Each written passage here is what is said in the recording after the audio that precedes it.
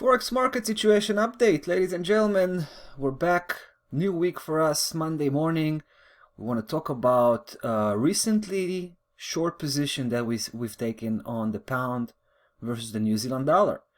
We've committed $2,000 right off the gate when we pulled the trigger. That was right before the weekend kicked in, and we did that because we've seen price pulling back off 95.80.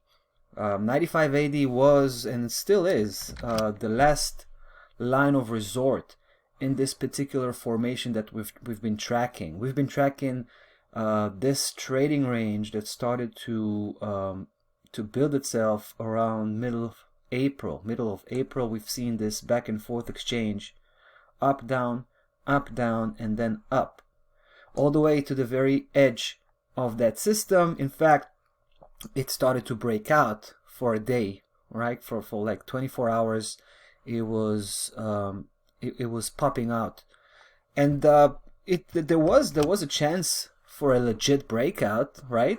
There definitely was a chance for a legit breakout.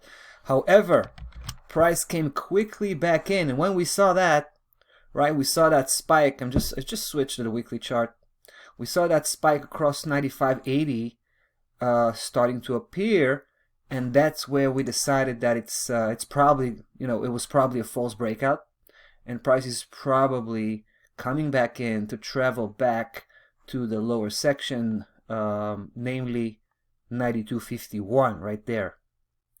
So we had a good start, right? We started on the right foot, that's for sure, but we're not done yet, because like I said, 92.51, that's our destination, right? We knew that 94.25 might be an obstacle, which is, probably is. Well, we can see price coming back up a little bit, which is kind of, expected, right? We had a pretty strong downside moves in the last, couple of trading days, right? That was Friday and before Thursday.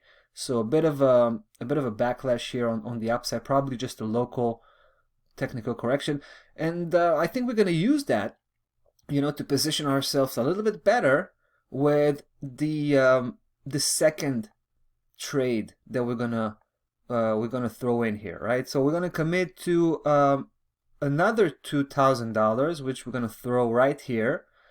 And if price will continue and start to cross below 94.25, there's more, funds that we can commit to this position. We're going to try to build a big size position as price continues to move south, right? That's a big if, of course.